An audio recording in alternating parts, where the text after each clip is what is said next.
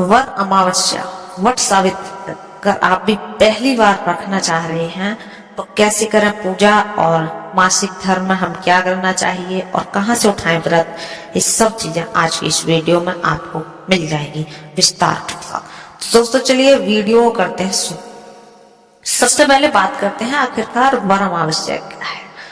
तो हिंदू धर्म है जो, उसमें हर अमावस्या का कुछ न कुछ त्योहार मनाया ही जाता है। वैसे ही जेठ अमावस्या तिथि के दिन वट सावित्री का व्रत रखा जाता है। दोस्तों इस बार वट सावित्री का व्रत रखा जाएगा।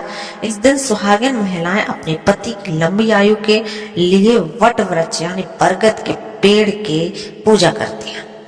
तभी हिंदू धर्म की मान्यताओं के अनुसार जिस तरह सावित्री अपने पति सत्यवान के प्राण को यमराज से बचा पाए, उसी तरह इस व्रत को करने से पति के पर आने वाली हर परेशानी को जाती है।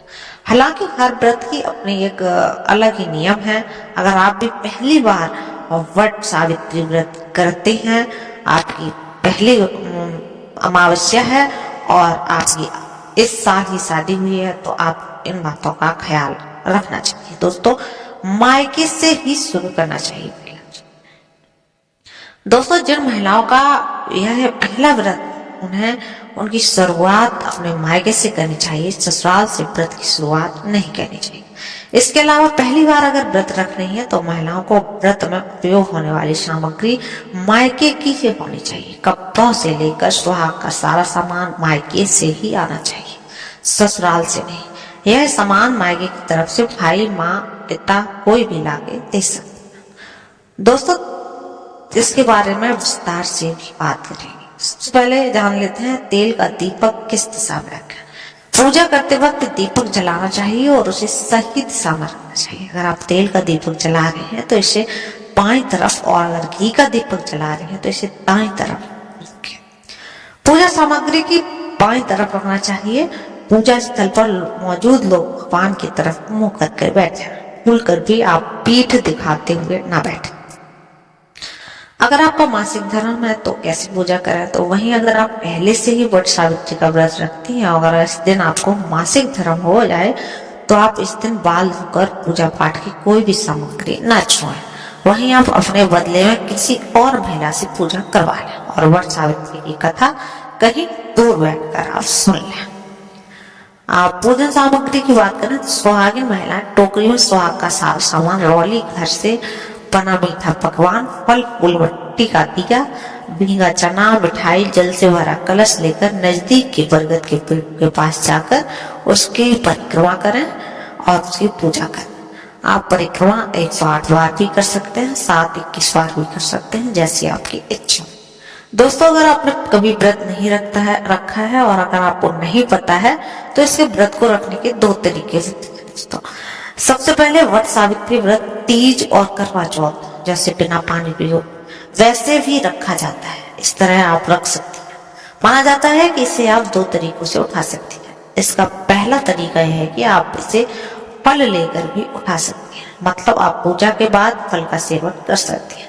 जबकि इसका दूसरा तरीका ये है कि आप वट वृक्ष पर चढ़ाई जाने वाली सभी चीजें यानी कि सेवन पूजा के बाद कर सकती हैं। यानी कि आप अन्न खा सकते हैं, जो भी आप पूरे बड़गदे जैसे बनाए जाते हैं वो आप अपनी पूजा का सामान जो भी आपने चढ़ाया है, पूजा की है, उसको आप खा सकते हैं। तो दो तरीके से आप पूजा कर सकते हैं। जैसे भी आप पहले पूजा करेंगे, सबसे पहला व्रत उठाएंगे, वैसे ही आपको हमेशा करना चाहिए।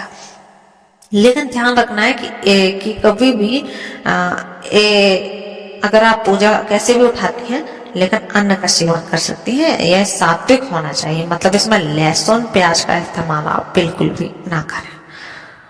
तो दोस्तों अगर आप और भी कुछ जानना चाहते हैं तो आज हम आपको बता देते हैं कुछ और खास नियम। तो वट सावित्री का व्रत रखने वाली महिलाओं को इस दिन नीले, काले और सफेद रंग के कपड़े गलती से भी नहीं पहनने चाहिए। दोस्तों लाल रंग की, पीले रंग की आप साड़ियां पहने और 16 श्रृंगार करें, अच्छा रहेगा। इस दिन महिलाओं को काली, सफेद या नीले रंग की चूड़ियां भी नहीं पहननी चाहिए। दोस्तों माना जाता है कि जो महिला पहली बार इस व्रत को रखती है, इस व्रत की शुरुआत अपने मायके से ही करनी चाहिए। कहा जाता है जो महिला यह व्रत पहली बार कर रही है उन्हें सुहाग की सामग्री मायके की ही इस्तेमाल करनी चाहिए दोस्तों। और आपको दोस्तों व्रत की करनी है और परिक्रमा करनी है तो आपको ये चीजें भी ध्यान रखनी चाहिए कि कहते हैं कि आप जब भी परिक्रमा करें तो उसमें कच्चा धागा बांधते हैं तो ध्यान रखें कि आपको भूल कर भी इसकी उल्टी परिक्रमा नहीं करनी चाहिए।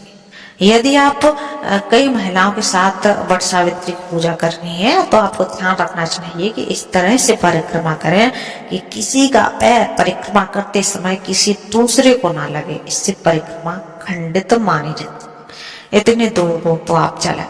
यदि आप प्रेग्नेंट हैं तो आपको वट सावित्री के दिन पूजन करना चाहिए, लेकिन बरगद की परिक्रमा करने से बचना चाहिए, क्योंकि दरअसल प्रेगनेंसी में कोई भी परिक्रमा करने की मनाही होती है। आप प्रेगनेंसी से भले ही व्रत उपवास क्यों ना करनी हो, लेकिन परिक्रमा से जरूर दोस्तों बचेगी। वट सावित्री की पावन तिथि पर आपको भूलकर भी किसी बड़े का अपमान नहीं करना चाहिए। इस दिन आप जीवन साथी के साथ लड़ाई झगड़े से भी बचे रहें और बड़ों का आशीर्वाद लें। इससे आपके जीवन में सदैव समृद्धि बनी रहेगी और मनोकामना भी आपकी पूर्ण होती रहेगी। जब भी आप पूजा करने बरगद के पेड़ के पास जाते हैं और तो आपको हमेशा ध्यान रखना चाहिए कि वट सावित्री व्रत के दिन बरगद के पेड़ की पूजा का विशेष महत्व है, इसलिए इस दिन गलती से भी बरगद की टहनियों को या फिर पत्तों को नहीं तोड़ना चाहिए। कहा जाता है ऐसा करने से सुहागिन महिलाओं को पूजा का फल नहीं मिलता है, इसलिए उस दिन आप बिल्कुल भी उनकी टहनियां और पत्ते ना तोड़ें।